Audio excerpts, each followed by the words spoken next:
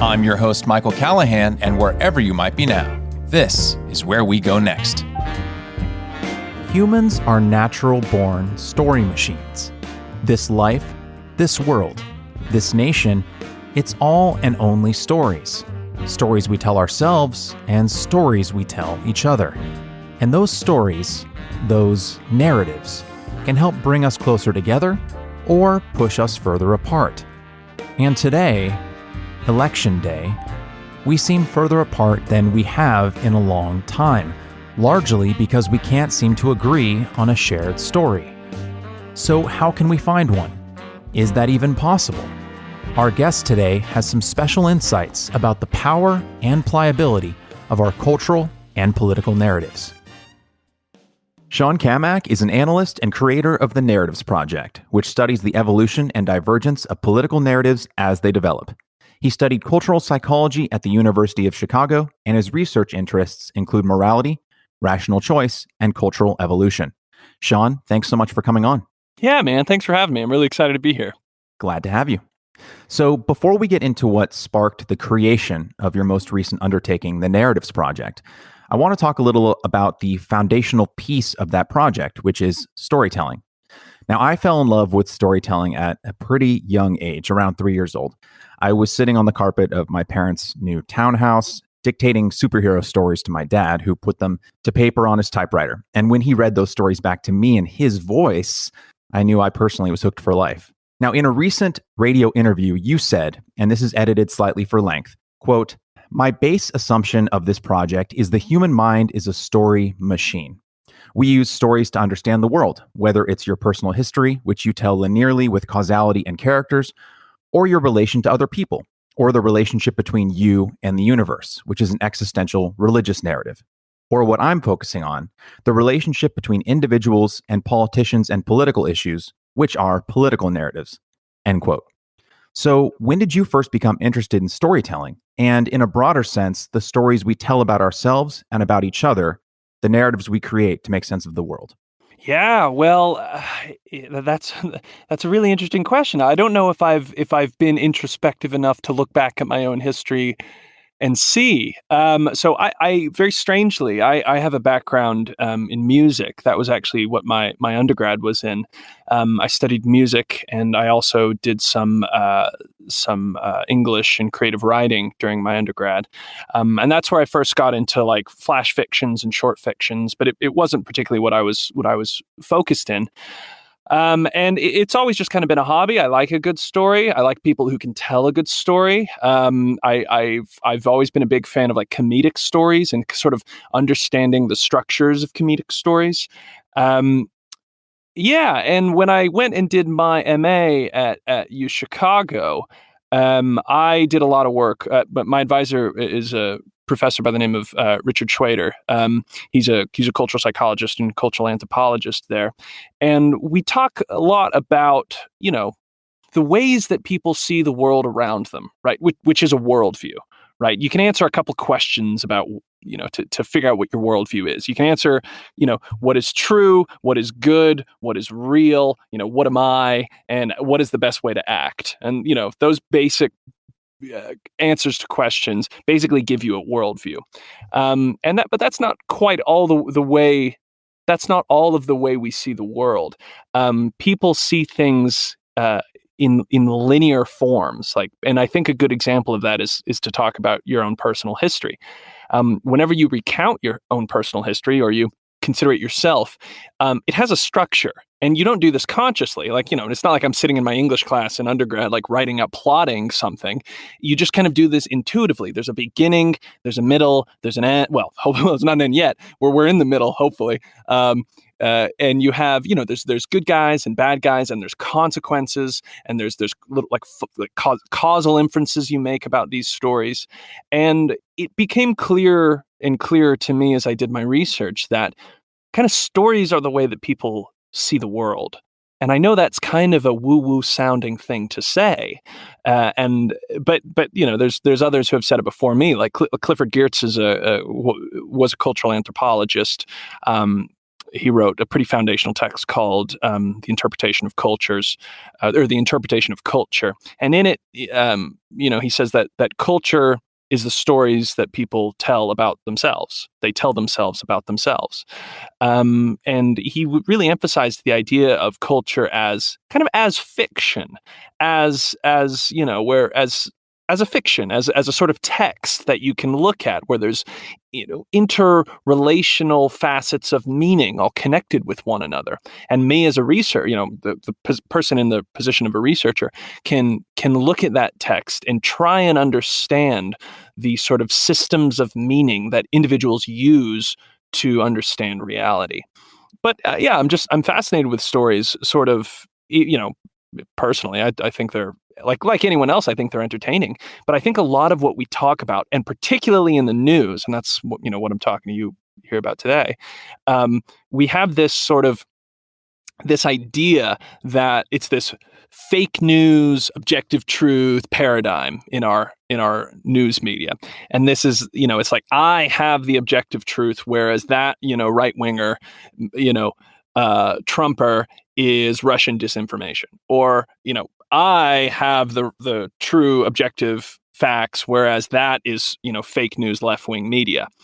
But I don't think that's actually the most useful way to talk about what's going on, or it's not the most useful paradigm, because it's not fake news. It's fiction is what this stuff is. These are fictions that we're telling ourselves about things.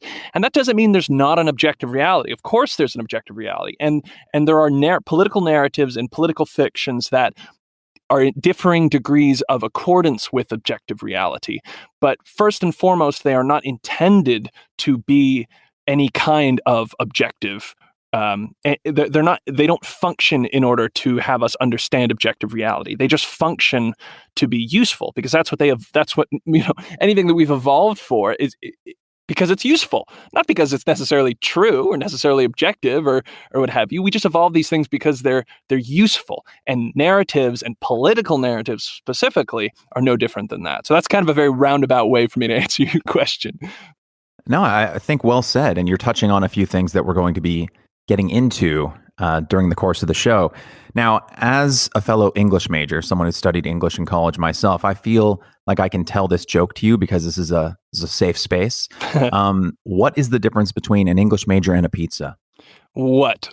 A pizza can feed a family. Hey! Yeah, it hits close to home. But speaking to your point about how we kind of are just natural born storytellers, I volunteered with this organization here in Los Angeles for many years, where basically we would walk elementary school students through writing their first short screenplays. And one of the ways that we made that less intimidating for them was just by imparting the knowledge to them that they were already storytelling machines. Because a lot of people take for granted the fact that when we talk to each other, even the ways that you and I are talking to each other right now, we are constantly, I'm literally telling you a story about an event that happened in my life, and I'm condensing stuff and I'm cutting stuff out, and I'm not putting in the part where I drove to the elementary school and got a coffee at Starbucks. Like, we are so efficient at telling stories to each other that we actually don't even realize we do it. That's exactly right. Yeah. And, it's important to kind of talk about, what is a story, because we can be kind of, frou-frou interpretivists about this, but I think there's a very sort of clear mechanistic function of stories, because these stories, essentially what we're doing is we're transmitting information socially. This is social transmission of information. If I tell you about myself, or tell you about some set of facts, right? I need to tell you that in a way. First off, I need to integrate that information in a way that's easy for me to conceptualize, understand, and then relate that to someone else, right?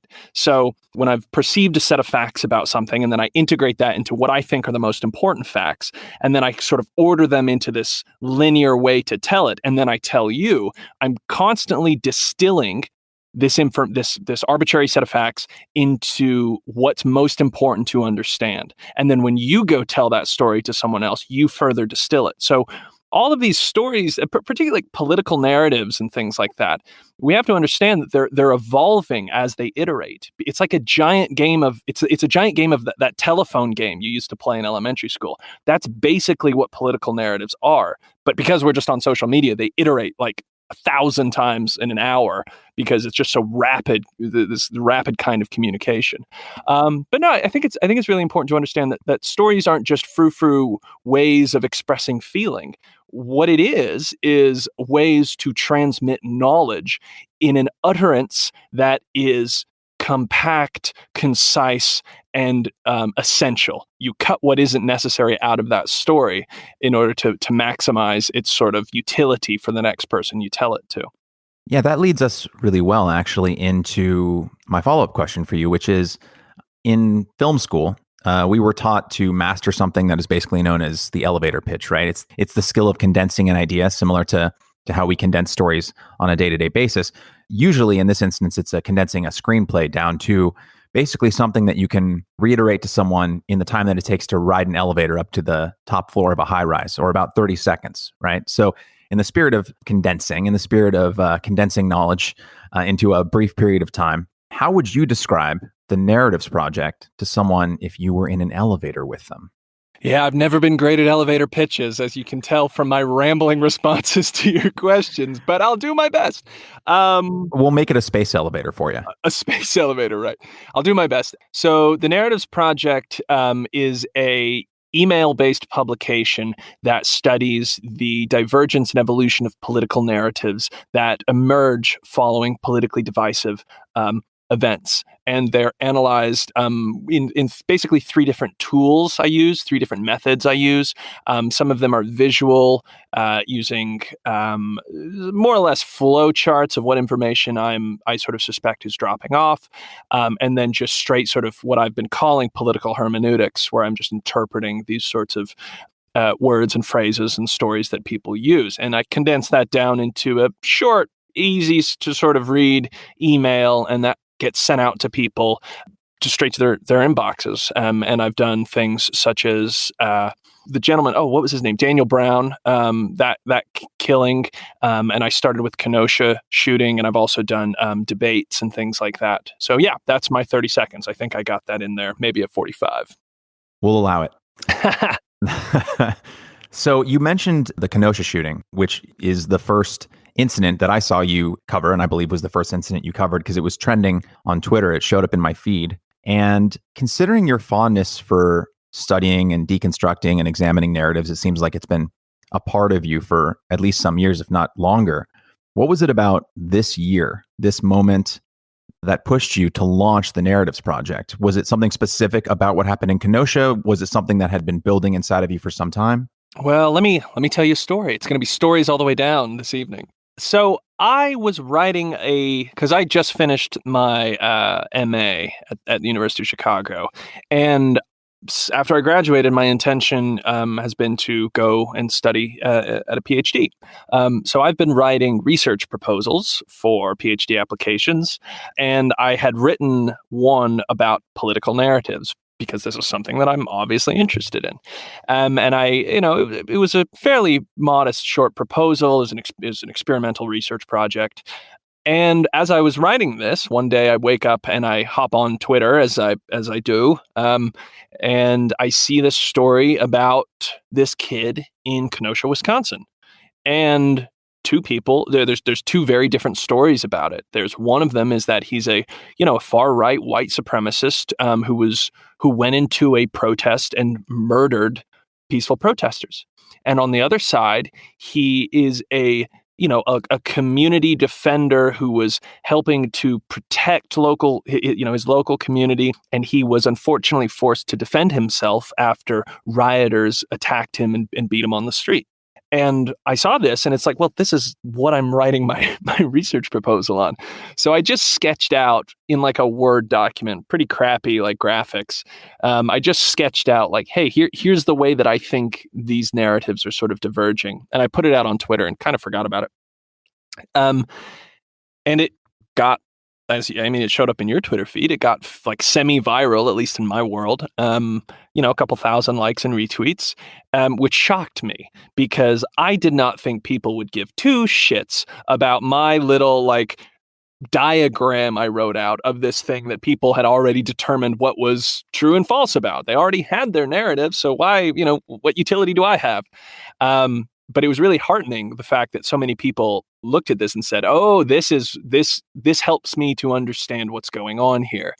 And I had a lot of people tell me, "Look, you need to keep. I want you to keep doing this." The first sign I had that I should really keep doing this is that someone DM'd me on Twitter and sent me $50 on PayPal. It's like, "Hey, thanks for this tweet." It's like $50 for a tweet, crazy. So that was kind of a sign of that there's a demand out there. If someone's willing to spend, send me $50 for this thing, maybe there's a demand out. There's clearly a demand out there for people for this kind of analysis to enter into the discourse. So I was like, well, all right, I'll launch what I ended up calling the Narratives Project, and we've been going for about 2 months now. It's usually about at least once a week, I send out an analysis, and we've been growing, and we've got a fairly, a modest but very interested audience, and it's a great place for me to discuss these topics and these things with people who are really interested in them. So yeah, that was kind of the origins of the project. It was a one-off tweet that got a lot of attention, to my surprise, and a lot of people said, "Hey, keep doing this." So hey, I've been doing it. I'm still writing my research proposals and doing my PhD applications, but any spare time I have, this is what I'm doing. The best comparison I can make, and I guess I'm sort of telling on myself here, as a humongous fan of the show Shark Tank. I'm obsessed with the show, and 80% of the gadgets or the stuff that gets pitched, it's interesting. I watch is like the sharks, bid over things, but every once in a while, right, there will be some usually super simple device or gadget where like the person will come out with it and they'll be like, it does blah, blah, blah, blah. And the moment I see it, it's kind of like when Paul McCartney woke up with the song Yesterday in his head. He had the melody of Yesterday in his head, and he started going around to his friends, his bandmates, his family members, and he was humming the song, right? Because he had convinced himself that he'd heard it somewhere, because it was such a natural melody. It felt so recognizable that he was pretty sure that he'd heard it on the radio or somewhere walking about, and he had actually just ingested it into his mind. It was such a natural fit, similar to when you come across, a gadget that automatically you realize once you see it is filling a hole in your life that you understood in some vague sense was there, but you didn't know what could fill it or that it needed to be filled. And I think that, at least speaking for me, when I saw your Kenosha breakdown, as someone who reads probably way too much news, like I was aware that I was reading multiple narratives about the same event, and it's incredibly disconcerting being able to see like just two narratives around the same news event being reported in real time, and knowing that friends of mine that were either conservative or liberal, in their own silos, were only getting one of these two narratives. But being able to see someone like what you did take all of that information and distill it into like this bite-sized kind of graph. It was like a light bulb went off. And I think, at least speaking for me, I think that's why it really caught on as much as it did. Well, man, thank you very much. I'm really flattered to hear you say that. I'm glad that that's the case, and that's certainly the case for you. And it seems to be the case for other people. Yeah, I think people know that there are different narratives. Like there's two sides to a story. Whenever something happens that both the right and the left are interested in, the right has the right story and the left has the left story. But kind of the question is, well, how did we get there? Why are there two different stories? And I think a lot of the discourse, there's only a couple of like logical answers to that. One is one side is right and the other side is lying. One is both sides are full of shit. And one is both sides are right and there's no such thing as objective truth. And one is neither of them are talking about objective truth. This is just what emerges when people with different sort of priors and cultural frameworks see the same sort of event. And I'm on that last one. That's the one that I think. I think, if I can be a little bit, if I can look at my own project and see why I think it's somewhat successful right now. I think it's somewhat successful right now because it's actually offering something of substance. I'm not trying to tell you what the true news is and what actually happened, but I'm not just saying the right says this and the left says that. What I'm trying to say is the right says something, the left says something, and here's why. And my here's why isn't they're both liars or they're both full of crap. My here's why is that this is a natural part of human nature that we look at these events and create different political narratives out of them. It's just what we do. It's a part of human nature.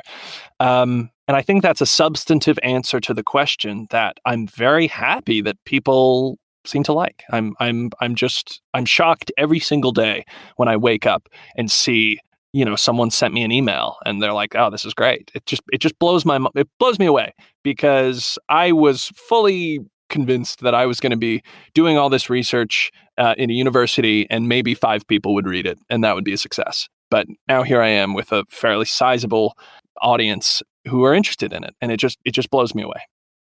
To kind of follow up on something you just said regarding and I'm sort of paraphrasing here, so if I misquoting you, please feel free to correct, but the idea that there is no real truth, but that everything is kind of a fiction that we tell each other about events that happen to us, right? And obviously this is very true of history, history is written by the hunter, not the lion that the hunter kills and that sort of thing. But beneath all these layers of cultural lenses that we all kind of have, there is objective reality though, right? I mean, if an alien were just like hovering over Earth and were observing us with no context for what our various tribes or ethnicities or quote unquote races or communities or political systems were, and we're just witnessing events objectively, at least objectively as an outsider, right? I'm sure they have their own alien cultural norms, but if they were just viewing Earth from a distance, they could see the events happen. Now, they wouldn't have the cultural context to understand what was going on. They might not even know, what does this red hat mean, or what is a gun? Not to get too high in a college dorm room, but Right. but that's all to say that if you could basically teleport a being here who had no context for what was happening, they could view the event as it was, as a material reality. So I guess my question to you would be, how can you, or anyone, to depersonalize it, analyze an event and break it down into a left and right narrative without first being able to understand the events that actually physically, materially took place? Right. I'm glad you asked that question. And I'll try to get to all the different parts of it. And if I miss one, let me know. So when you start talking like I do about narratives and how when I say it's not fake news, it's fiction, or I talk about, culture as a fiction, as a text, someone might hear that and they might think that I'm sort of I'm a relativist, or I'm some sort of postmodern researcher who thinks that there is no such thing as subjective truth. All there are narratives, and that's couldn't be farther from the truth. There are objective facts in reality, and there are objective structures of how we act. I might get a little bit into the weeds here, and this is something I haven't talked about on a podcast before, but I'm going to try and work some stuff out with this question if I can. When we talk about culture, we talk about the ways that people act and behave. I think a lot of people, particularly anthropologists and social scientists, they fall into this relativist pit. They think that, well, everything is subjectivity, right? Anything can be anything. When I was working with my advisor at UC, I had a couple of conversations with him about this idea of deep structure. And when it comes to something like morality, let's not go into morality first. Let's take linguistics first. I think there are deep structures to things that are objective, and within those deep structures, you can have different subjectivities, but those subjectivities are bounded by the deep structures. So, an example of a deep structure that I like to use is language. So, there is no universal human language, but language is a human universal. And the deep structure of that is, well, one deep structure of that. There's loads, but one to go into is phonemes, right? There's a fixed number of phonemes that the human, head can produce, right? We have a fixed bounded like morphology, and there's a fixed number of phonemes that we can produce, which means the kinds of utterances and the numbers of utterances and the combinations of utterances that we make are fixed, right? This is kind of the idea of how deep structure bounds a certain phenomenon. Now, within that deep structure of like fixed phonemes, you can have a variety of different languages produced, but language isn't just some relative thing that is arbitrarily constructed. So too, I think with things like morality, and there's a whole podcast to go into that, but also so too with these political narratives that we're talking about. So two different people with two different moral foundations. Let's say you're a conservative on one hand and a progressive on the other. And the conservative has this moral idea of like community and authority and something like hierarchy, and the progressive has this more like egalitarian ethic and is sort of anti-hierarchy, and the moral basis is really into sort of protecting weak things, more or less. There's more to it than that. It's kind of a crude way to put it, but let's say that's their moral foundation, which is part of it. They look at something with their different frameworks, which are not arbitrarily emergent. I think they're they are emergent, but they're not arbitrarily chosen. Those two different people look at the same thing and they see two different things. Now, what can we take away from that? We can take away that one's wrong and the other one's right. We can take away that both are right and truth is relative. But that's obviously not the case. But the structures that, I guess this is what I'm getting to, is that the structures of the way that political narratives emerge, far from being just arbitrary creations of power, like lots of postmodernists say, they're emergent phenomenon. Because what a narrative is, and this is just sort of a basis of cultural evolution, is the idea that culture transmitted, anything that's socially transmitted, is subject to Darwinian processes. And what that means is some information is lost, some information is transmitted, and some information is varied, right? And that's basically just Darwinian evolution right there. So when you take that assumption and then we play the telephone game, based in our own moral sort of orientations, you can have two people look at something and rapidly create in their own little bubbles, their own communities, two very different political narratives about what happened. And I think those structures, like that kind of Darwinian evolution, it's when you point it out like that, it's like kind of a self-evident thing. It's like, oh yeah, some information is transmitted, some information does die off, and some information does mutate. That's obvious. And that's a sort of deep structural objective truth that bounds subjectivities and subjective narratives of perceptions of things. And then those subjectivities are trying to interpret objective events. So it's like we basically have a subjective sandwich here. It's like two objective pieces of bread and the subjective sandwich in the middle, the subjective filling in the middle. What a comparison. But yeah, so that's kind of what I think. So I think there are deep structural objective truths, and sort of events can be objective, but the way that we see those can be subjective. Now, that doesn't mean we're incapable of actually discerning objective truth. I think we are capable of discerning objective truth, and we do so with methods like science. That's one such method we use. And these truths, these are more objective truths, when you dig into them, you notice that they're quite messy things. They're fairly nuanced, and they're not very easy to tell in a story. But we can understand them. We can get there. So we're not in any way like bounded to our subjective interpretations, like a lot of postmodernist types would have you think. It's just that that's kind of just what we do. And if you want to do that, I don't really care, fine, whatever. But if you want to understand objective truth, you have to understand the mechanisms and processes at play and take one step back, and you can get closer to the objective truth. Okay, so that was my runaround answer to that question. I hope I kind of worked out some of those problems there. No, you did. I think that was a great summation of a problem that we as human beings will and have and always will struggle with, which is discerning fact from fiction, being able to understand what is true. It reminds me of the opening story from David Foster Wallace's Kenyon College commencement address. I don't know if you're familiar with that speech. Right. Yes, I am. It's called "This Is Water," and I'll just quote the entry for the audience here because I find it really instructive, especially as it relates to this conversation. Wallace says, quote, "There are these two young fish swimming along, and they happen to meet an older fish swimming the other way, who nods at them and says, 'Morning, boys, how's the water?' And the two young fish swim on for a bit, and then eventually one of them looks over at the other and goes, 'What the hell is water?'" And that's kind of what you're speaking to, right? That we're all swimming in this water, the water that is language, the water that is culture, the water that we can never escape because we were born into and will die in it, right?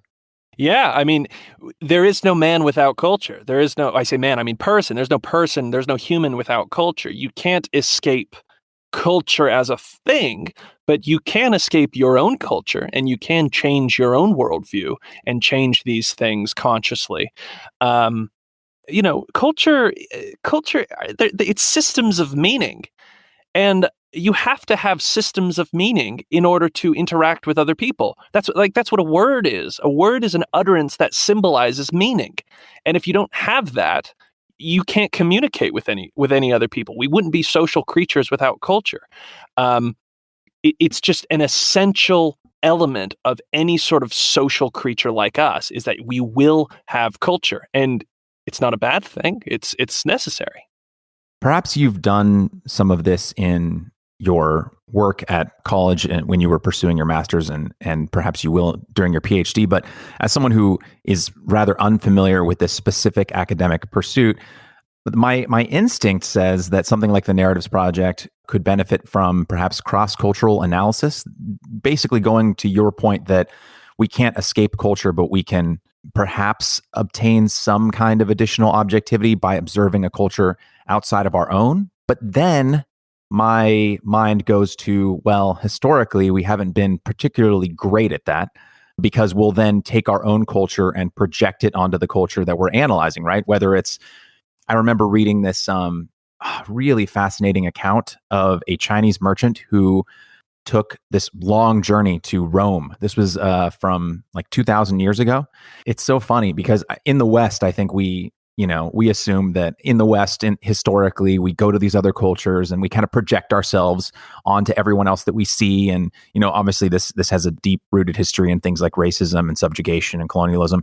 But it was interesting reading this ancient Chinese merchant's recounting of his time in Rome, because every way that he described the people he met, he was always tying it back to himself. He was always tying it back to, this is the ways in which they are like us. This is the ways in which they're different. This is the ways in which those things that they're doing are strange because they're not like the ways that we're doing them. And so I wondered, I'm putting the question to you, how helpful can a cross-cultural analysis be in achieving a kind of more heightened or disconnected objectivity?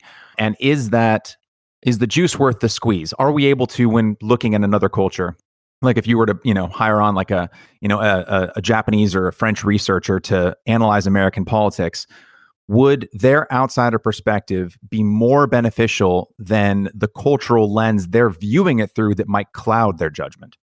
Yeah. What we're talking about is pretty essential. And I want to read something, just a quick quote from my advisor at UC. And I think answers this question a little bit. And here it is. It says, quote, "The knowable world is incomplete if seen from any one point of view, incoherent if seen from all points of view at once, and empty if seen from nowhere in particular." And what my advisor, Richard Schweder, does is he advocates for the view from many wheres, right? So it's not that we're just looking at it from one point of view, which is sort of, it's like looking at the world through an American lens only. Let's put it that way. There's also the view of looking at all points of view at once, which is sort of that postmodern way of looking at things. It's like there is no objective truth. There's only just these varieties of different stories, although many of them are incompatible. And then there's the sort of the view from nowhere, right? Which is where someone tries to just see things as a detached, sort of impartial person, like the anthropologist from Mars, the alien that you talked about earlier. That's sort of the view from nowhere. And what I think the way to do this is the view from manywheres, which is to understand that I have a view and I have a position and I have a sort of cultural framework, but I can, if I try, frame switch. I can consciously try and I can see things from other points of view, and go into other people's cultural shoes and look at the world and have that light bulb where I go, I get it. I get why they see it that way. And then you can sort of go back into your own shoes to live your daily life. But the question of, do we benefit from cross-cultural analysis? Yes, but I don't think that means we have to get a Japanese, anthropologist to look at America. I think you can get just as much utility out of the research by being an American who switches a frame into a sort of looks at things with the Japanese sort of perspective, let's say. But no, I think frame switching is very important. And right now, because and to be fair, I am somewhat of an American centric, because I'm not particularly worldly. I don't quite know what's going on in Europe or other continents, but I do know America, and I know American politics and American culture quite well. So that's kind of what I emphasize here. And I think there's enough of a difference, and I think that's something that people don't get very often, is that there is no such thing. I might get a little bit of flack for this, but there is no such thing as an American culture. That just doesn't exist. There's no such thing as an American culture. There are American cultures, right? There are, Southern Appalachian, like where I'm from, Southern Appalachian is an American culture, but not every American is a Southern Appalachian. So my point being is that there's a plurality of different cultural worldviews and a plurality of different cultures here in our own nation, that we can be cross-cultural without leaving the border. We can try and do our best to frame switch between the conservative South and the liberal West Coast, or the progressive Northeast, or Texas, without even getting a plane ticket. We can see all this in our own neighborhood, and I think that's kind of what I'm trying to do. I would add one point to your statement that there is no one American culture, and I agree with that to an extent. And I do think it's relative to our conversation around storytelling, which is, when you're in a group, and this, I think the same thing applies to labels like white, black, Latino, etc. When you're in a group, whether it's a country or an ethnic community, you understand inherently how diverse your culture or cultures are, right? But then the moment you look at another country, unless you do deep reading on it, what happens is kind of like a prism in reverse, where all of the many colors of the rainbow of that culture, as they're being transmitted outside of its own borders, become like a single point of light that you're seeing. And you can see this oftentimes. There'll be like questions on Reddit, where someone will say, Europeans of Reddit, what are your impressions of American culture if you've never been here? And they'll be like burgers and patriotism. And it's like a mishmash of Texas culture, Southern culture, Northeast culture, Western culture. And as an American, you're seeing all the different parts of the quilt. It's like you can see the whole quilt. An outsider sees like a few patches, and then there's just a bunch of blank space in between. But that kind of happens whenever we as Americans, I imagine, are looking at outside countries. We can understand that our culture is many. But then when we look at France, we're like, oh, baguettes and mimes and stuff. I mean, yeah, exactly. But to switch gears here a little bit, I want to go back to a statement you said about socially transmitted information is subject to Darwinian evolution, which is something you mentioned at the start of your piece about the Portland incident in August. And you went on to say, quote, some information is gradually omitted over generations of telling, and some information is varied and emphasized, end quote. So traditionally, a generation is 20 to 30 years. It's enough time for a newborn to grow up and have their own kids. But in our modern hyper-connected age, a generation of information dissemination can take place in less than a day, and sometimes even a few hours, right? Like Covington happens. At first, you think there's like this racist white kid sneering at a Native American. And then like 4 hours later, you see the video with like the Hebrew Israelites. And like all of a sudden, the narrative that you thought you had in your head just starts changing rapidly, evolving. And I guess my question would be, Humans take tens of thousands of years, at the very least, to evolve and adapt to new circumstances. And can we, as a society, can we keep up with, are we even built for a kind of information ingestion that requires us to be constantly re-examining and reassessing ever-shifting news stories? No, we're not built for that at all. Simple answer to that last question. We're not built for that at all. And there's a lot of issues that are emerging because of that. Yeah, when I talk about generations, what I mean, a generation of telling a story. Well, before there were, look, 100, 200, maybe even 1,000 years ago, a generation of cultural transmission was basically in alignment with genetic transmission. It was parents to sons, parents to children, fathers to sons, and that culture was transmitted that way. This shifted a little bit with like teachers sometimes. It became like that age group versus younger age groups. That was the sort of generation. But now, those generations can be minutes long. And what I mean by a generation is a generation between tellings of a cultural story or tellings of a culture. And the reason it's only minutes long is because we're all on Twitter now, baby, and we're not talking to people face to face. These are just rapid, impersonal communications that ping around our virtual reality like a bullet out of a gun. And that's why you get these emergent stories that diverge within hours of each other. And I think, cultural evolution separates like genetic evolution, obviously, from what we're kind of talking about, which is more like mimetic evolution, I guess. And so those generations are much, much quicker. And part of the challenge of cultural evolution is to understand, why do some things stick around and some things go away? And there's a variety of different theories and explanations for this, but this is a challenge of the field at the moment. But are humans built for this? Are we built for Twitter? No, absolutely not. We're not built for Twitter. We're not built for the internet. We're not built for a whole lot of technologies. And, I think this gets to a question of, well, then what do we do about all this then? If Twitter is a ecology, as I think it is, that, it's an environment that selects for this kind of, if Twitter is the ecology within which these sort of narratives evolve quickly and result in polarization, which is kind of a problem, and result in people hating different groups, which is a problem, what do we do about that? What do we do about that? Do we just get rid of Twitter? Do we does the president take executive order and ban Twitter? Like, how do we? And there's all sorts of issues in play here. And I think there's basically two different answers to that question of what do we do about polarization in the age of technology. And I think most people answer this question as, well, we need unity.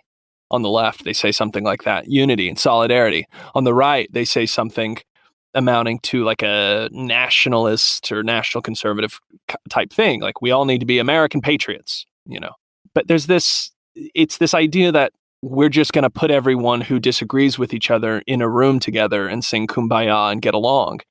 I don't think that can actually happen. I'm not particularly optimistic that polarization is going to end.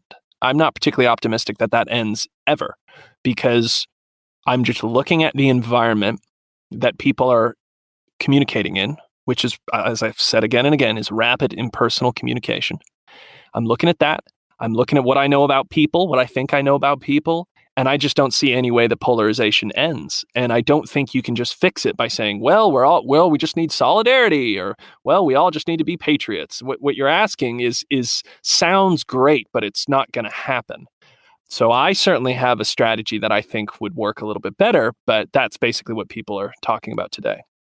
Before we get to that strategy of what could work better, this is going to be a little dark. And I have had this thought in the back of my mind since starting this podcast. It was kind of part of the impetus for wanting to start it. And I've probably wanted to ask this question to every guest, but it just wasn't topical. So you're going to have to take the bullet because it actually is topical here. Are you familiar with the Fermi paradox? No, I'm not. The Fermi paradox, no. Oh, I think you'd be interested. So what the Fermi paradox is, or what it tries to understand, is scientists, astronomers, they know from decades of research that there are hundreds of millions, if not billions, of planets within our own galaxy that could potentially be habitable by living organisms, right? And then just statistically, out of those hundreds of millions of potential life-having planets, you just take a few thousand of them or 10,000 of them and just do the math, and those planets should have hyper-intelligent life. Now, the question is, if we have a pretty good idea based on what we've seen in our galaxy, in our research with astronomy and science and research, that there should, at the very least, based on what we know about how life forms, thousands, or let's be less generous, hundreds of hyper-intelligent life forms out there across different planets within our own galaxy. The Fermi paradox tries to understand, where the hell is everyone? And one of the hypotheses about why no hyper-intelligent alien race has contacted us, and it's a long list, it's very interesting. Some of the answers are that there actually are intelligent life forms that have tried to contact us, but it would be like a human being trying to talk to a squirrel. Like, they're sending us messages, but we just don't have the technology or understanding to receive them. But one of the scarier hypotheses around why we haven't found anyone is something known as the Great Filter, which is basically that as a society like ours, Earth, transitions from a type 0 to a type 1 civilization, a type 1 civilization being a society that has completely harnessed all of the natural power and resources within its own planet, right? In this case, that would be like nuclear energy, solar, wind, like any way that we could get power from our own planet, we've achieved it. That sometime between type 0 and type 1, every intelligent life form has destroyed itself somehow. Now, usually when talking about the Great Filter, people are talking about something like, nukes, or they've gone to war, or they've come across a technology that is so destructive that they end up killing each other before they're able to make it off planet, right? But thinking about Twitter and talking to you about it, I'm wondering if the thing that Great Filters us, to make a verb out of it, isn't a nuke, isn't war, it's Twitter, it's social media, it's the ending of any kind of cohesive narrative that binds us together as citizens or, fellow patriots, right? We lose the ability to see and look at the same story the same way. Now, we never really have been able to in a true sense, right? But there's a big difference between, 3 news channels in 1965 that everyone's watching in the local newspaper and Twitter or Facebook, and QAnon or Russiagate. So I'm just wondering, can we survive this? And if we can, to get back to hopefully something a little more positive, what is the solution, right? Because I see statues of our founding fathers being torn down, and you can feel either way about that thing. But, San Francisco is looking to rename, I think, 80 elementary, middle school, and high schools, renaming schools named after Thomas Edison, Abraham Lincoln. Everything is problematic. And I just feel this thing metastasizing that could eat our culture alive from the right or the left. And so I put it to you, Shaun. How do we, we can't, you're right, we can't nuke Twitter, right? We can't just all of a sudden just piece out of social media. We've opened the Pandora's box, but how can we at least mitigate the damage in such a way where we can survive it? Well, you mentioned something in there that I think is interesting, and I think it's an impulse that a lot of people have, which is that, where's our common, where's our common culture? Where's our, why are we seeing things so differently, And I think a lot of people, maybe let's say new liberals sort of think that, or conservatives have this idea. It's like, well, where's our common culture going when they're looking at the progressives, deconstructing all this stuff and sending it down the drain?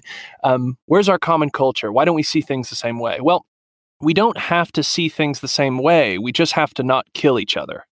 That's it.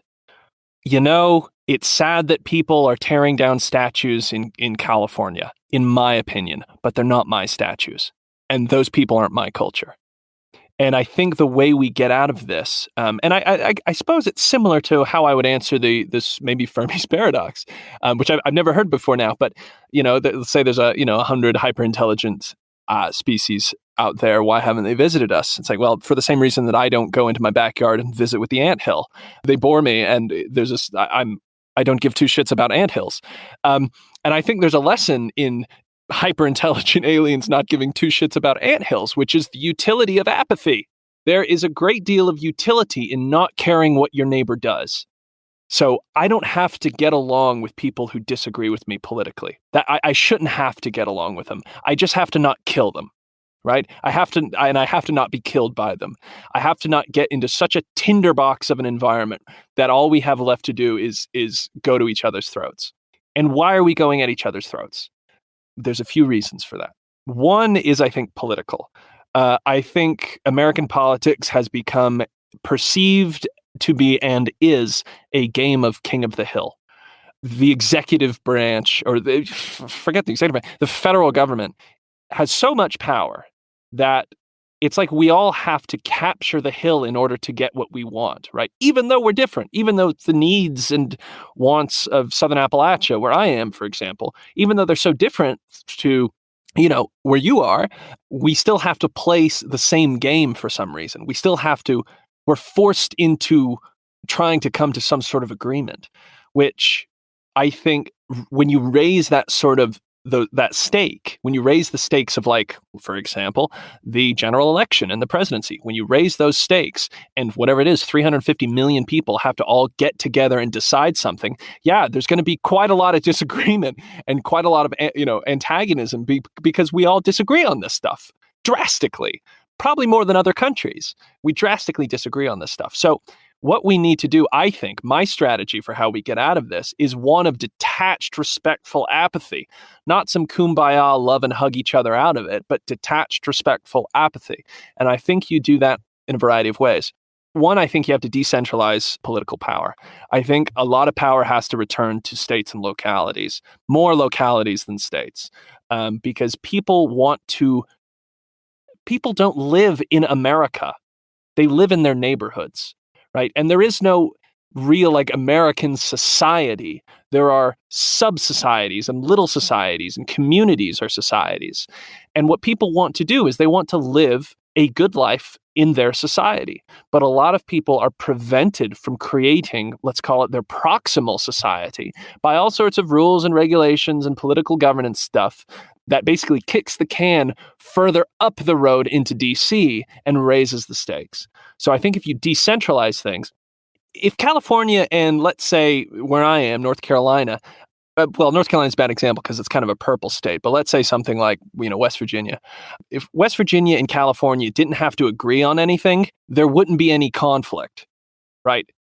I think there's just conflict because we're forced into this game where we have such drastic cultural and political disagreements. And I don't think the answer is someone has to sacrifice something. I think the answer is we need to decentralize and let people live their own lives the way they see fit.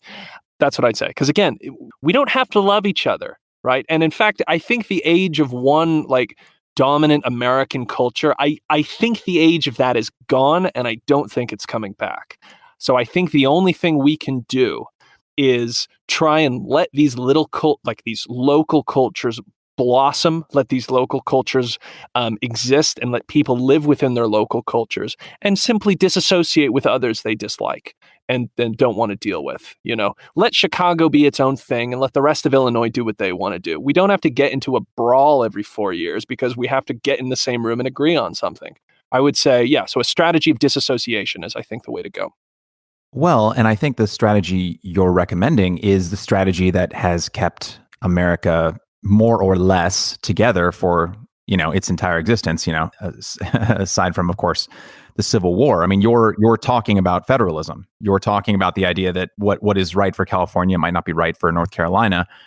But I think that what we're experiencing right now, and I think what would potentially is and would throw a stick in the spokes of your bike would be Twitter evaporates that distance, right? I mean, even just or just technology in general, right? Like, you're in my living room right now. Like, your voice is. I'm talking to you. You're 2,500 miles away. When I'm interacting with you or someone else on Twitter, I'm not talking to some abstract living off in North Carolina or Maine or wherever the heck. This person who has a different culture and different political views than me, and is really an entirely different cultural entity than I am, and is only American in the way that I am because we all agree to tell ourselves that story. I mean, Vancouver is geographically closer to me than you are. And yet I do feel more connected to you because we tell each other we're both Americans than I would to a Canadian, right? Mhm. But the idea that we can kind of just go and do our own thing, which has served us quite well for many, many years, it feels impossible now when Twitter doesn't allow it anymore. We're all just in basically one room, Twitter, Facebook, Instagram. We're all just in one room, one state, one community, one neighborhood, yelling at each other. I mean, it seems like the best way to live your life is probably just not to be online. I know, I agree with that. Get offline. Like, listen, like if you have a Twitter, if you have any social media and you don't need it for your job, delete it. You will be happier and healthier. I guarantee it. Delete those accounts, 100%. But so I'm actually going to disagree with you a little bit here because I don't think Twitter is one big room. Because what happens with Twitter is siloing. People cluster into their own political worlds on Twitter, and oftentimes, more often than not, where they're not actually talking to each other. They're really not. Left-wing Twitter really doesn't talk to right-wing Twitter that much, unless it's about something that they both have to give a shit about, like the general election. When there's a general election or something like that, the left and the right go at each other's throats. So my strategy is get rid of those things that force these two Twitter universes to collide. Let them just be separate. I know it's a weird thing to say. I don't think siloing is a good thing. Let me put it this way. I think I'm a strong proponent of viewpoint diversity. There's a great deal of utility in viewpoint diversity. But you can't not have people are going to silo themselves. There's going to be left Twitter and right Twitter. And what do you do about that? I know we're going to be more engaged, and there's more opportunity for people who are culturally diverse to interact with one another. But if they have no need to interact with one another, they won't. And maybe that means they develop some sort of weird caricature of what, if I'm a Southern Appalachian, I'll develop some weird caricature about Californians or something, and it's not really, maybe I hate them or whatever. But is that much of a bad thing?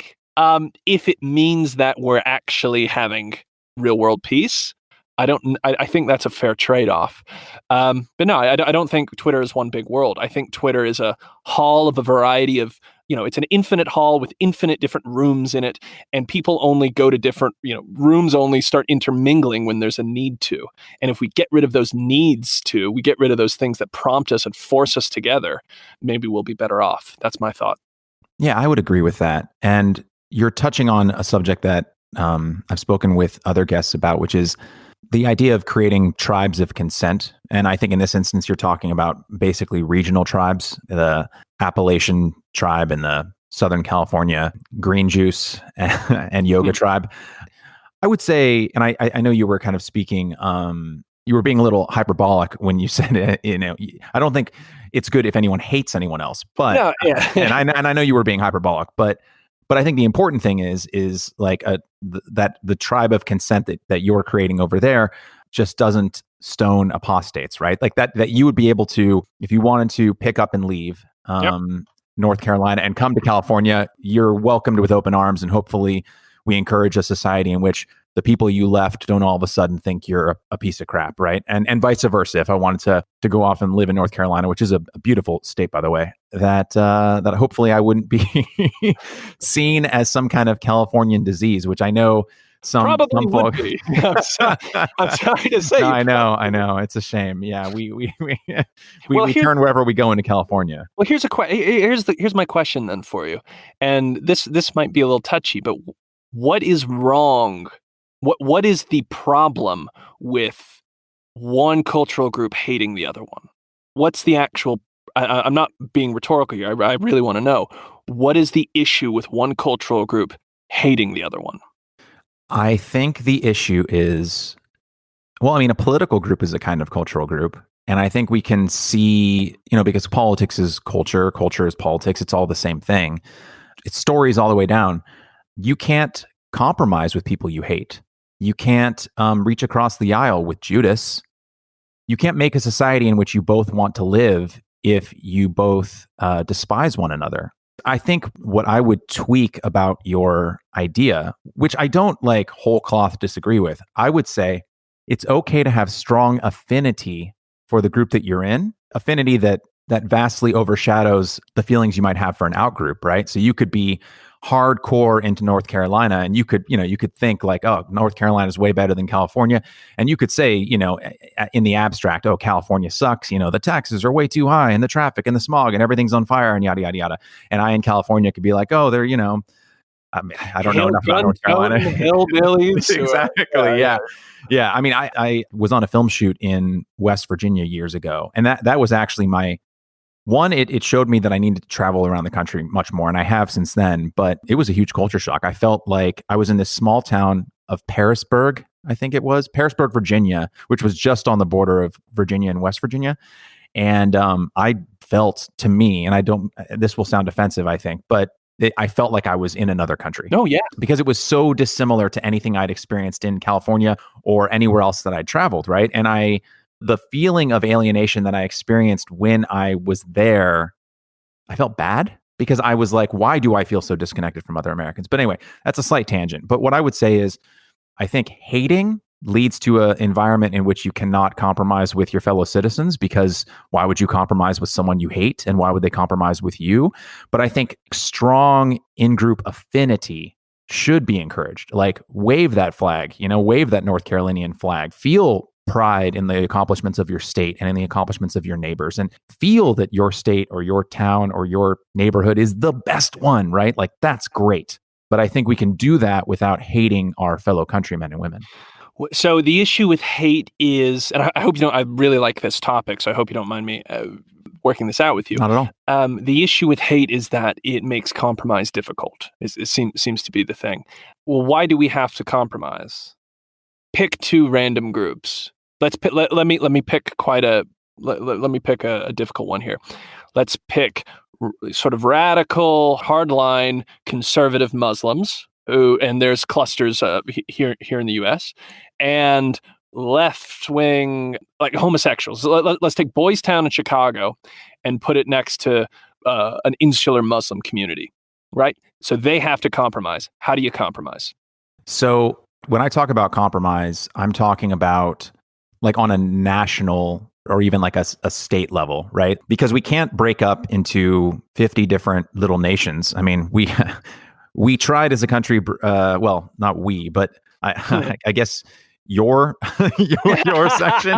But people tried that, right? People wanted to, for various horrific reasons, wanted to kind of start their own nation, right? And granted, there was really no compromise at the end of the day with whether or not certain groups of people should be free or not. But when I speak of compromise, I'm talking about, how do senators and congressmen and women who represent us enter into a compromise over things like taxes or things like policies, regulations, energy policy, et cetera, et cetera. The list is long, right? Like Congress is in session for a good chunk of the year, right?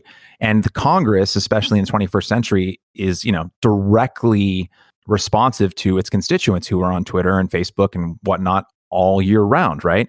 And if their constituents hate one another, then the senators can't go into the back room and have a drink. I mean, this happened as recently as like the early 90s. I mean, it started falling apart before social media. And I think probably cable news had some effect on this, but it wasn't uncommon for Reagan Republicans in the 80s and Democrats to, hash stuff out over some cocktails, understanding that their constituents were quite different and they themselves were quite different from one another, but understood that they had a country they needed to govern. Right. And so the idea when I say compromise isn't that, a super conservative religious person, Muslim, Christian, whatever, and someone who is gay need to come to a compromise about, what it means to be moral or right or whatever. Like, those are personal decisions that Americans make every day. But the compromise has to come into, and maybe this is just kind of my inner libertarian talking, the compromise has to come into, you live the life that you want to live. I will live the life that I want to live, obviously, as long as we're not harming one another. And the compromise is that when we send our representatives off to Washington, that we don't discourage any kind of compromise or at least most types of compromise over issues of policy and passing budgets, because we would then view a Republican compromising with a Democrat on the Senate floor as some kind of ultimate betrayal because you've made a pact with the devil. I think that environment that we've as a society created, where any kind of compromise in the Senate or the Congress is seen as inherently evil because you are doing a deal with someone who hates us and someone we hate, we have to get rid of that. And that's why I think having affinity for your community is much more healthy than having hate. And you could localize that again to the two communities you're talking about. Like, you don't want to encourage the conservative Muslims to hate the gay people in Boys Town, because I mean, what will that lead to? And you don't want to convince the Boys Town residents to hate their Muslim neighbors, even if those neighbors are hundreds of miles away, because what is that going to turn to, right? You've covered events on the Narratives Project in which people who have been fed a diet of hate on the left or the right, like the Portland incident with the Proud Boy. I can't remember exactly what part of organization. And, he was shot by someone who thought that he would, by a fellow who thought he was fighting racism by shooting a dude in the face. And then you have people on the right who are fed the same information, that think that, well, I have to go over here and shoot up these people because they're taking over our country. I mean, it's hate only leads to bad places, where affinity, love for your own group, doesn't lead anywhere really bad, as long as it doesn't become kind of a jingoistic trend. Does that make sense? I know it's kind of a touchy comparison, like the religious Muslims in Boys Town, but you just take any religious fundamental group. I'm not picking out Muslims. It's just I've done some ethics. I've done some research in ethics of like some of those practices. That's why that one comes to mind. Let's say you have a religious fundamentalist group who thinks homosexuality is abhorrent, right? They think that it is of the devil, right? They hate homosexuality. I disagree with them. But essentially what we're asking them to do is change their religion and enlighten themselves, perhaps, liberalize themselves, perhaps. And I hesitate to do that for although I obviously I don't think it needs to be said. I don't have anything against, gay community at all, but some religious fundamentalist groups do, because that's part of their religion. And is the strategy you have to change people's religion and or deeply held cultural worldviews? That's a big order. That's a really tall order. And I am not optimistic that can be done. So when you have things that are no compromise like that, like a deeply held religious belief or a deep cultural belief, what do? The thing that we couldn't compromise over in the Civil War, during the in the South, rightfully so, which was slavery. That's something that you should never compromise on that. We fixed that by having the bloodiest war in American history. When you have deeply held beliefs, I think we need to I think things that we can't compromise over will occur, but we need to make sure that there are fewer opportunities to come to those no compromise situations. And I think the way you do that is by letting people live their own lives and decentralizing power and taking it's a libertarian strategy to these things. But yeah, go ahead. Just to jump in, because we've had kind of two separate conversations under the same umbrella, and they are two distinct things, because initially we were talking about neighborhoods and communities, larger communities and states, like the idea of a North Carolinian hating a Californian and vice versa, which is distinctly different from like a religious group or a group with an immutable characteristic like, sexuality or race or ethnicity. Those are two distinctly different things. And so I think when we're talking about civics, we don't want Californians hating Nevadans and Nevadans hating Arizonans, and not to get too far into the weeds, because I agree, you can't change people's minds about, or you can, but you can't force them to change about deeply held beliefs of whatever kind. I still think, honestly, that the solution to living in a country as diverse as ours is to encourage and allow affinity and discourage hate wherever you can. And I'm really kind of speaking back to the original question you posed, which was, state via state, town via town, because the fact of the matter is although people cluster, there are conservatives living in California and there are liberals living in North Carolina, a purple state, but there are liberals living in West Virginia and Texas, and conservatives living in Seattle. And so I think if we can remind each other that the other, the person we speak about as the other, is eating a sandwich next to us. We just don't know. They're all around us, right? And so there are religious people everywhere. There are conservative people and liberal people everywhere of all stripes. And I just think we need to welcome them into our community in the way that we understand the kind of classical liberal or new liberal ethos, which is encouraging tolerance and promoting in-group affinity, which does not mean demonizing the other side. And that doesn't mean that we have to obliterate religious beliefs for that to happen, but we just have to encourage people, at least on a community or a state or a town level, to take pride in the community they're a part of without hating another community. Yeah, and I do agree, obviously, and I think I should probably emphasize this. I think it's a good idea that people don't hate each other. And I think that sort of because I know I'm glad you made the point. Let me be crystal clear with that.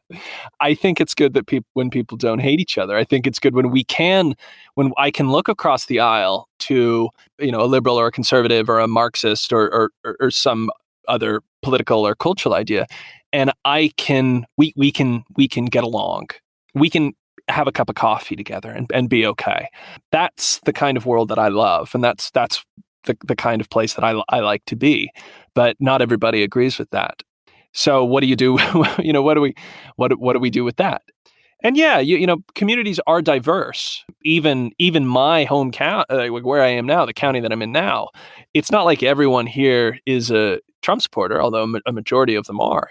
There are plenty of Biden supporters here. There are plenty of Southern Democrats here, but that political difference, I think, is mitigated by a cultural similarity. Right. And maybe it's that. Maybe what I'm advocating for is basically what the, national conservatives or the, solidarity focused lefty types are wanting to do at a national level. I just want to do it at a local level. I think, we don't need to all have one national culture, but it's those local cultures that underpin other differences, be they religious or political, that bring us together in the end. I just think those sorts of cultures occur at a local level and certainly not even at a state level.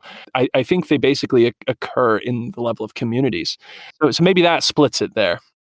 Robert Putnam, in his book Bowling Alone, talks about how the atomization of American society kind of accelerated after we lost a lot of the communal establishments that allowed Americans of differing backgrounds to congregate with one another, right? Because kind of now, the only ways that people really get together in person, I'm imagining a world without COVID, is, perish the thought, is really through work or your friend group, right? Which you probably met at work or somewhere else, right? Whereas 50, 60 years ago, the reason that the book is named Bowling Alone is because there used to be a lot of organizations that allowed people from disparate backgrounds to get together and metaphorically break bread, right? Bowling alleys were ascendant in the 50s. And that allowed people to get together through bowling leagues and meet people who weren't their neighbors. They didn't live 2 doors down and they didn't go to church with them, and hang out. And so with the kind of the death of bowling alleys or the church or fraternal organizations, hobby groups, the things that have kind of faded into the background over the last few decades, we don't give Americans enough opportunity to see their commonality, right? Like, you can be of a different religious background or a different cultural background within a city, but maybe you both like the same sports team. When you put those jerseys on together, and at least I'm all for demonizing or hating a group that is just a jersey, right? Like the idea that, like, arbitrary. When I put this green shirt on and you put that orange shirt on, I hate your guts. But importantly, at the end of the game, you take the orange shirt off and I take the green shirt off, and we don't hate each other anymore. I just really hate you when you're wearing that jersey, right? And that kind of commonality where you can put a bunch of orange shirts on, and underneath it, you have like, good old boys and recent immigrants and Muslims and Christians and all these other things. But in that moment, when they're all cheering for their sports team, which represents them, right? Like, that sports team in many ways is an ambassador of their culture that is then exported to other parts of the country. And allowing people of disparate backgrounds to come together to cheer a thing, right? And it's just, at the end of the day, it's just sports. But like, it's a very important totem. And I think that creating more opportunities for Americans of disparate backgrounds who live within the same community to find commonalities like that again is important. And I think that if we can foster more opportunities for that, more bowling leagues, hypothetically or not, I think we can help provide a kind of salve to the sickness that you're kind of touching on. Does that make sense? Yeah, and I want to agree with that. I want to agree with that. But there's no bowling alley that a Californian and a North Carolinian can both go to after work. That's true. That's true. So geography, proximity plays a big role here. I think we agree that there are you can have some sort of cultural agreement with people with whom you have other disagreements with, like political or religious, etc. An example that I think is not often talked about with that is Cherokee here in Southern Appalachia. There's very little distinction. Perhaps I shouldn't go that far, but there are more similarities between, like, Cherokee here in Southern Appalachia are Southern Appalachian. Like, we share so much. The culture that we share is pretty similar. It's not that, I think a lot of people in, like, liberal types in cities have this very strange sort of like noble savage view of Native Indians, like the Cherokee. But I go to the grocery store and there's Cherokee here and they're no different from me. And the reason they're no different from me really is that we share that Southern Appalachian culture. We both like NASCAR and we shoot guns and we do, yeah, you're swimming in the same water. Yeah, it's hard. We're swimming in the same water. That's right. So that's an example, I think, of culture underpinning and mitigating racial differences, certainly. Differences that up until recent history were the differences. They were the lines upon which people divided themselves. And now, fortunately, they're not. But I just don't think that we can, because here's where this discourse sounds like it is. It sounds like this sounds like nostalgia. It really does. It sounds like we're looking back at America that once was and wishing, why can't we go back there? When we all kind of got along a little better. Maybe we need a new war or something to really unite us. No, we don't need that. I don't want that. But I don't think there's an America to go back to. I think we're in an America now where a lot of people hate each other, right? And that's not great. I wish we didn't, but we do. A lot of people hate each other. And we are geographically distanced and isolated. And our cultures are highly divergent, far more divergent than they have been in the past. And our politics have been centralized in one king of the hill game. Where do we go? I don't think we can go back to that America that we as classical/new liberals look to, or the conservatives sort of look to. I don't think there is that America to go back to because the environment's changed. We have Twitter, we have the internet, we have all sorts of things, and we have a much bigger centralized government that we have to all get on board with for some reason and play ball with together. So I guess I'm asking the question to you. Can we go back to the future, man? Or is there only like a future to go to? Yeah, well, I agree with the nostalgia point, but nostalgia is never real. Any kind of nostalgia that we feel on a personal or communal or societal level for anything is, to kind of go full circle here, it's like a story that we're just cutting a bunch of stuff out of, right? I mean, even if you look to your own memories, Shaun, like I'm sure you have childhood memories that you're looking to with, rose-colored glasses. I certainly have mine, and the nostalgia from the childhood that I miss, it is a fiction. What I'm really doing is, instead of yearning for a past, I'm just yearning for my present circumstances to be partially alleviated. Like, I don't actually want to be 6, but I want to not pay bills. That's kind of, that is sort of what nostalgia is. It's looking to the past that never existed in an attempt to try and escape present harms or present uncomfortableness, present anxieties. I totally agree. And I think that a lot of the kind of strategies that people who are concerned about polarization discuss are looking back to fictions just as much. Right. I think it's that kind of nostalgia. So, because we have been talking about, like, things used to be better. We used to go bowling, right? We used to agree more. What's the future? What's a vision of the future that we can go to that isn't merely the past that we wish was? Now, I don't know if we'll ever see eye to eye in terms of, because I'm pitching a society in which we encourage affinity and encourage strong feelings about one's town, one's city, one's nation. without hating the other. I mean, this is just I'm literally spitballing. This might sound like the stupidest idea ever because I just came up with it. That's okay. That's what this stuff's for, man. I mean, honestly, an Olympics style event that takes place entirely within the nation, where each state gets one team that represents it. And this happens every year or a couple of years or whatever.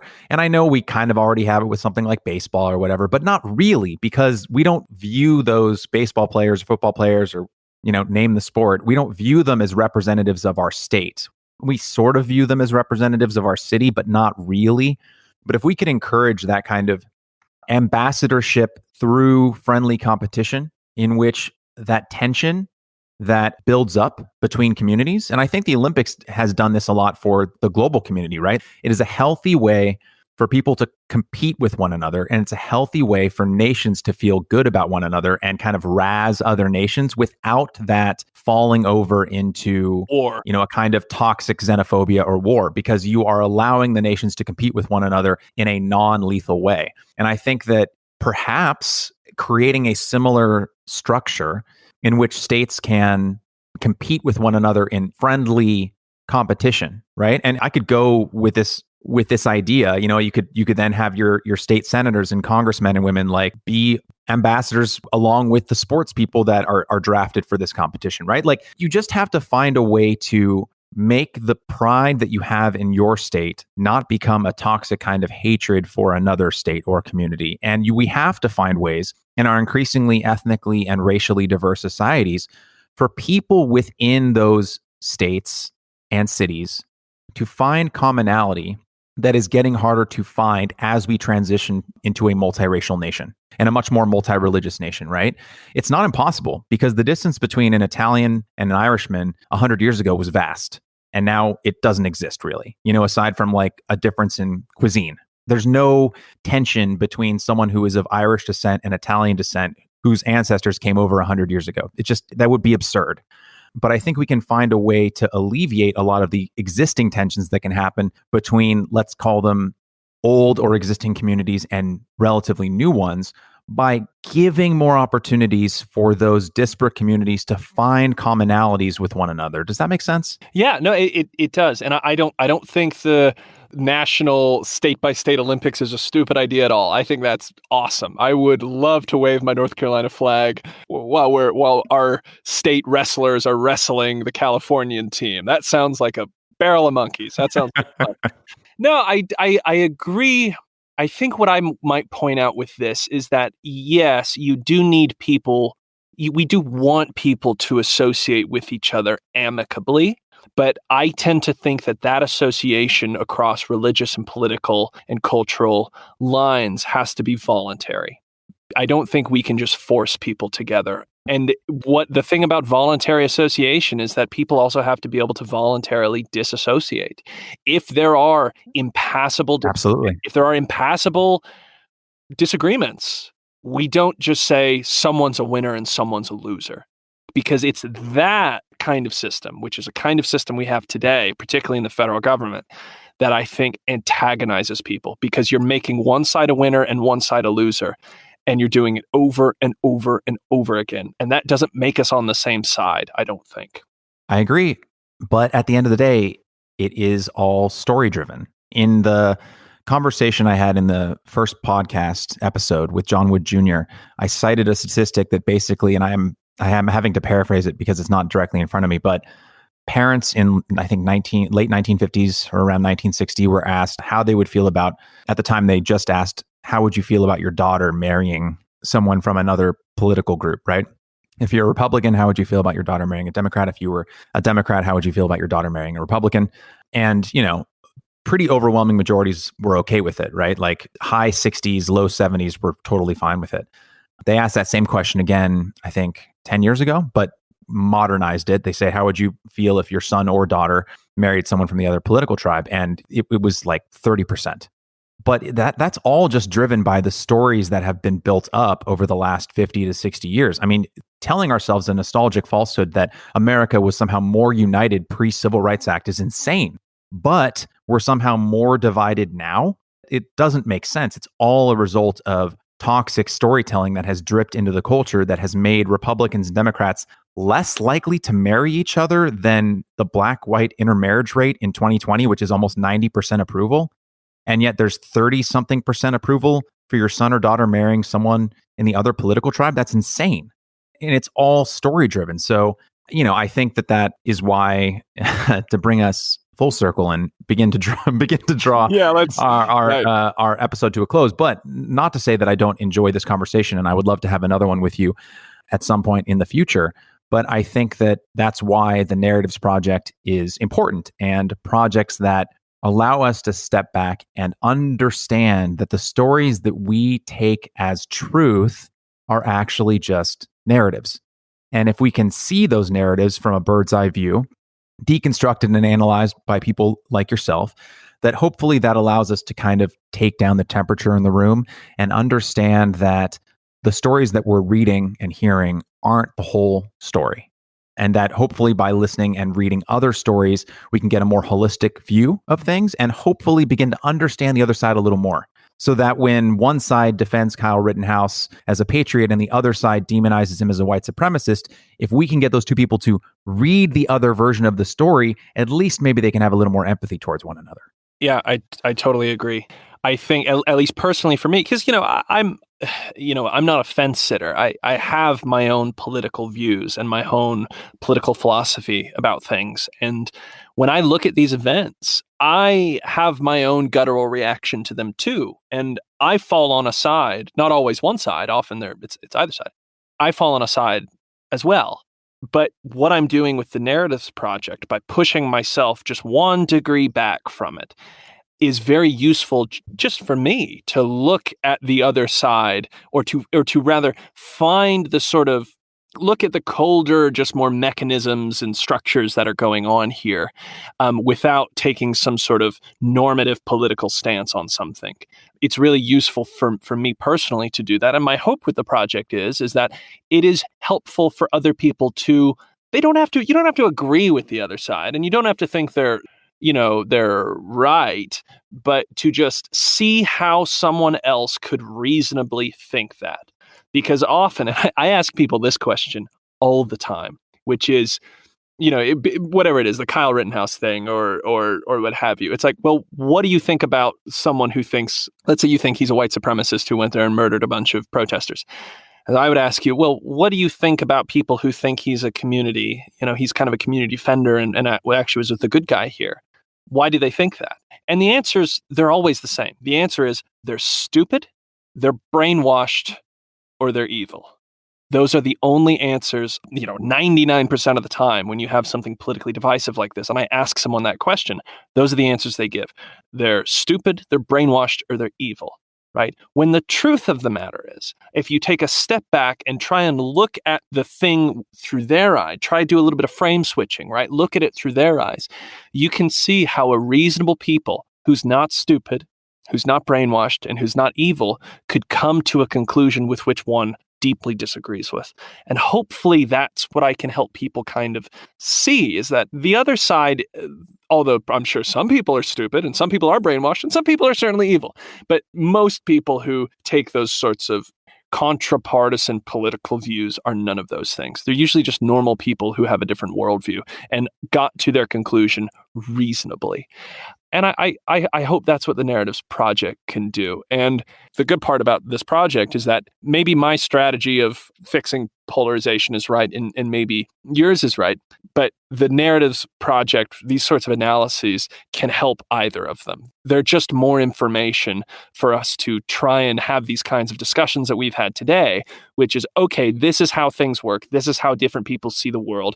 This is how we have cross-cultural conflicts. Now what do we do? Hopefully the Narratives Project helps just give more information so that we can have more fruitful debates and discussions about ways to fix these sorts of problems that I think we all disagree with, or that I think we all recognize, let's say.